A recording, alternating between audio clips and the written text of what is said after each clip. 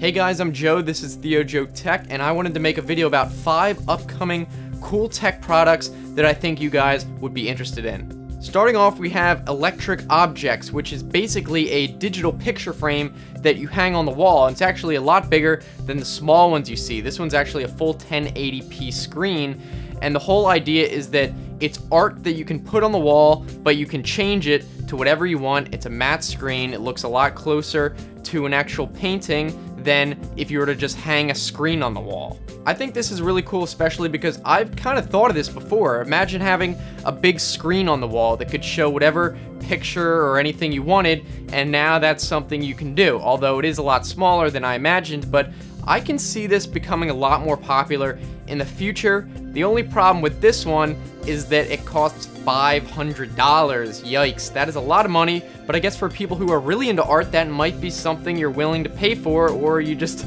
have a lot of money to spend. It's supposed to ship by the end of September, but I think at that price, I'm gonna stick to posters and cheap frames. But I still think it's exciting to see what kind of new technology we'll see for art in the future.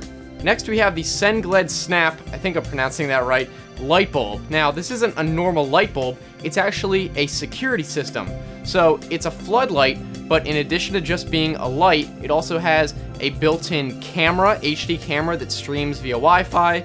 It has motion tracking, it has audio recording, everything that a normal audio and video security camera would have, except it's in a light bulb. I think this is cool, especially because it solves one of the main problems I see with outdoor security cameras, and that is that they have to be powered by a battery, so you have to recharge them.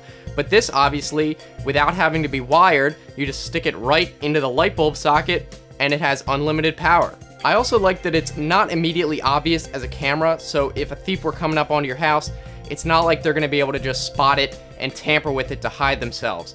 You might look at it and it might look like a weird light bulb, but I definitely wouldn't think, oh, there's a camera in there. The website doesn't actually have a price or date on it. It just says coming soon, but I'm assuming if it's on the website, then it probably won't be too much of a wait. The next gadget we have is the LG Smart Sensor, which basically turns dumb devices into smart devices. You hook it up to whatever regular appliance or whatever you have, and then this smart sensor kind of connects and acts as a bridge between your phone or whatever other device and the old appliance. A few examples are that you can attach it to your washer or dryer, and it will sense the vibrations and be able to tell and notify you when the dryer cycle is done. It can also be put in the fridge and sense temperature and predict when certain foods are going to go bad, and you can also hook it up to your AC, and you can actually use it to control your air conditioning through your phone. At the moment, we don't have that many details about it, but it is currently on display at the IFA 2015 Expo, so I'm sure we're going to be starting to get more information about it in the coming months, and possibly even a release date. Next, we have the GBO Robot. There have been a lot of computer personal assistants coming out in the past years. We got Siri, Cortana, Amazon Echo, but this product is actually a physical robot that you put in your house, and it can talk to you, it can move around, and it can do a bunch of different stuff. For example, the advertised features include taking pictures, doing video streaming, reading voice messages, and even ordering takeout for you. Now, while this is definitely cool, it'll be interesting to see if something like this can actually take off.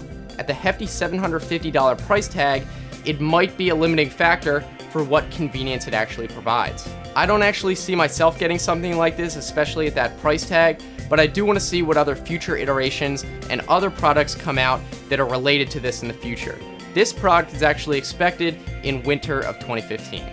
Now finally, we have the Zoode portable printer, which is probably the coolest upcoming tech I've heard of, assuming it works as promised. This is a printer that's small enough to actually carry around, and how it works is instead of putting paper into it, you put it on top of the paper on a flat surface, and it rolls around and prints on it that way. Now, it's definitely a new cool idea, but I do see some obvious problems with it, such as what if you bump it, knock it off course, how much ink can it hold, and most of all, how long will this thing take?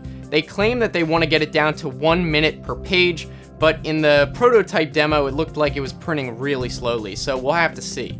But you can't really knock it too much. It is new technology, and I don't really hear that much about new printer technologies, so I'm really excited, especially by the fact that you could theoretically print on any sized paper, not 8.5 by 11, but even a poster sized printer. So this will definitely be exciting to see if this kind of ushers in a totally new type of printer.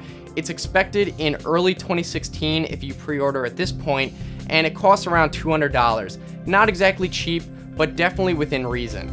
So why don't you guys let me know what you think is the coolest gadget in the comments section. I'll of course put links in the description below if you want to check out these products coming soon. And if you liked the video, be sure to give it a thumbs up so I know you enjoyed it. If you want to check out some other videos on the right hand side and continue watching, you can either click them or look in the description for the same link, such as if you're on a phone. If you want to subscribe, I try to make new videos 3 times a week, so I think it should be worth it. So I look forward to hearing from you on Twitter or the comments section or anywhere else, and I will see you next time. Have a good one.